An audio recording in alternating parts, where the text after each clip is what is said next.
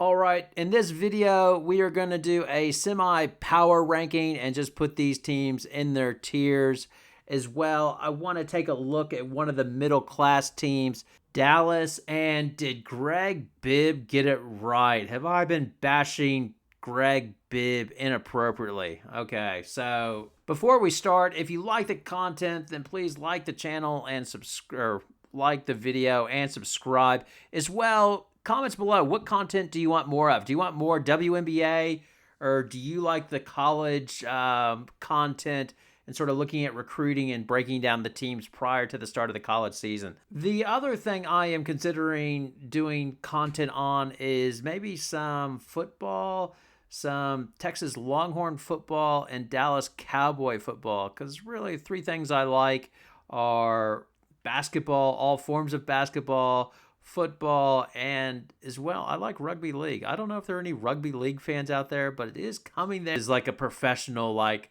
game like that. It's unbelievable. As an expat living in Australia, you would be amazed by this game. But anyway, leave your feedback below on what content you would like to see if you're interested in me doing some football and some rugby league. All right, let's get on with the video. So we are a few weeks into the WNBA season, and it already seems like we have a feel for how things are going to go heading into the playoffs. Again, it is like a Disney movie that you know will have a happy ending. It is going to be the Aces versus the Liberty in the finals. Oh yes, the Liberty got upset by Chicago, and they are almost overloaded with talent and will probably have some teething pain.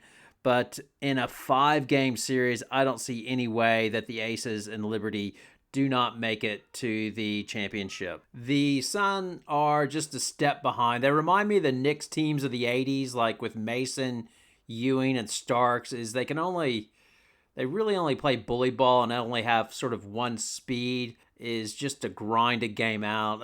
A little bit like the Grizzly teams with Gasol back in the day. They would just slow down. But when it came to being dynamic or going against a team that was dynamic and could score, something like the Aces and Liberty, they just didn't have that extra gear. And I think that's what they're going to be missing. As well, I put the Mystics potentially in that category. I am not sure if they're upper echelon like the Sun or not. I'm still trying to get a read on them. But essentially, I don't think they have that extra gear to play with the Liberty and the Aces.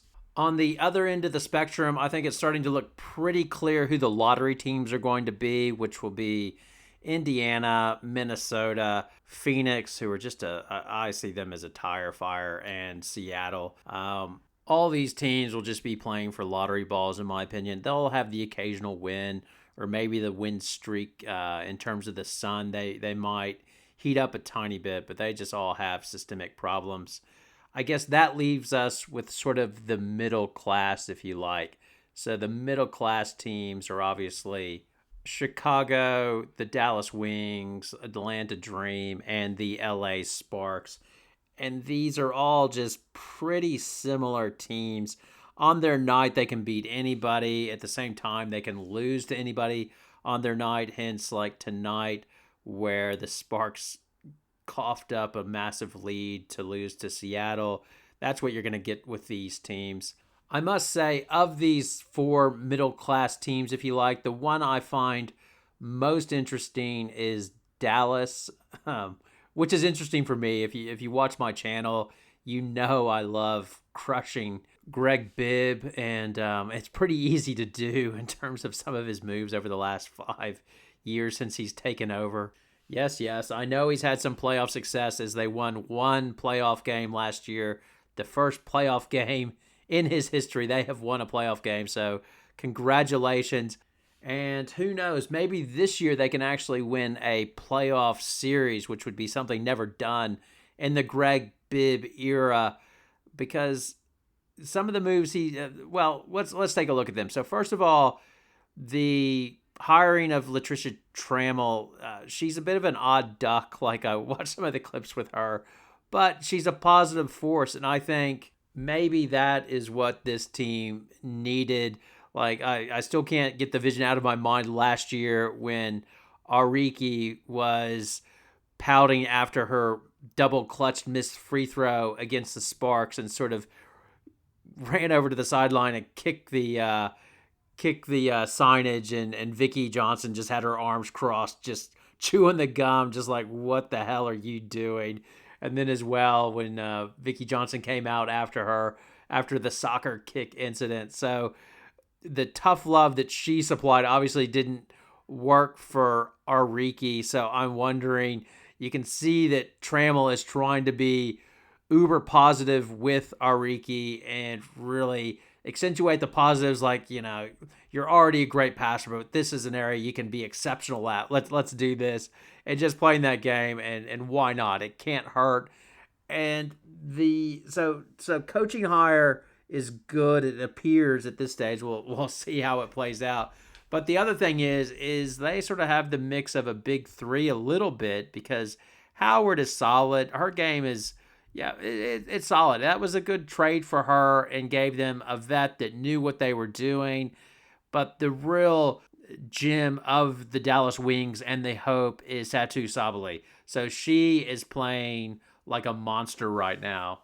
After 6 games, she is averaging 22 points, 10 rebounds on a 53% efficient field goal percentage, and she's the most efficient player the Wings have, like more efficient than Ariki, who usually shoots only 40%, and she can shoot you in and out of a game with Ariki.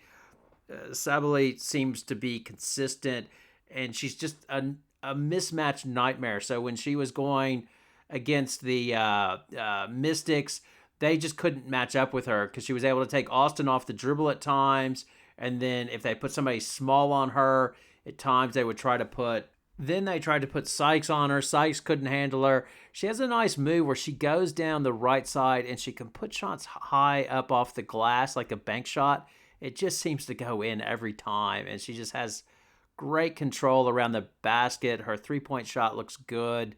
She gave a quote at the start of the season about how she was going to try to not get down on herself and just have a better mental outlook, and it appears that's paying off, because she is the real deal. It looks like she is a real deal for Dallas, and what Dallas fans should be excited about. Now, that being said, Dallas still has problems which were exposed on this road trip. So first they went to Washington, and that was the game they should have won. It was crunch time.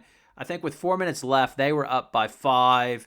They gave Ariki a break, and then Washington made a run, but they still had their chances to win it. So Dangerfield missed her free throw attempts. Sabally, she had a chance at the end. She had an open 3 in the corner, and she missed that. And they just didn't execute down the stretch, and it just felt like one of those games where it felt like Dallas knew that they were going to give it away. Yeah, they just really didn't believe in themselves. There's no stat for that, but I think you have to be in the moment a few times and get used to those tight games and have a bit of success of winning those before you know, okay, yeah, we're going to turn it on here, and this is ours to take, and they're just not there. And then the next night versus the Sun, this sort of probably exposed one of their big problems, is because McCowan now, she was injured, and then now I think she's off to go play for the Hungary national team. So they have brought in Brown, like that's their recent signing, and she's a big body, and she played well in her first game. I think she got something like 10 points, but with more time on the floor, she gets a bit exposed. She had a few times where they needed her, they threw it down low, and she just couldn't finish. Like one of them, she might have gotten hacked, I don't know, but she had a turnover as well. And that's where I think when there's an extreme team that can go big, like the Sun, that's where this whole small ball, they might be in a bit of trouble, because they don't have anybody in this game match up against Thomas and Jones.